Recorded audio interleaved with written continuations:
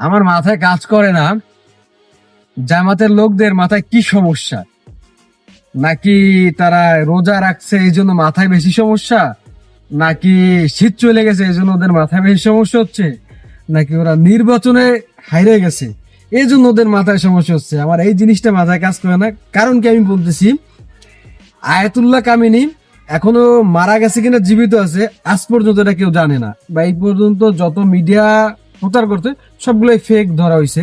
কিন্তু জামাতের মিছিলে নামছে, তারা বলতেছে কি আপনারা একটু শুনেন।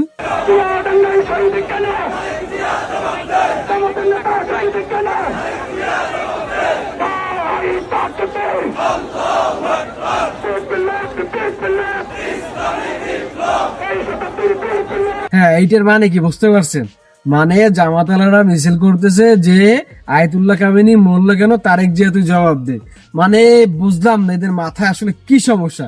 আয়াতুল্লাহ কামিনী ইরানে জীবিত আছে না মারা গেছে তার কোনো খবর নাই।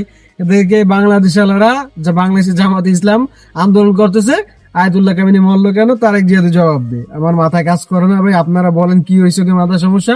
আর একটা বিষয় আপনাদেরকে বলতেছি, আপনারা এই ভিডিওটা দেখেন। আমরা নামাজ শুরু করছি, সবাইকে নিয়ত করতে বলো।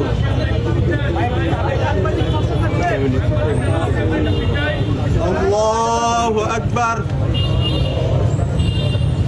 তো এই ভিডিওটা দেখলেন যে বিপি নির্বাচিত যে সাদিক কাইম সে গায়েবী জানাজা পড়ছে। ভাই আমার মাথায় কাজ করে না, যেটা আমরা আজ পর্যন্ত পরিপূর্ণভাবে সত্য না বা পরিপূর্ণভাবে আমরা জানি না, সেটা জামাতের ছাত্র শিবিররা বিবি সাদিক কাইম গায়েবী জানাজা পড়ে দিয়েছে।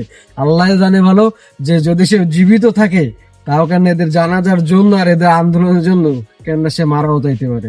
ভালো থাকবেন সবাই।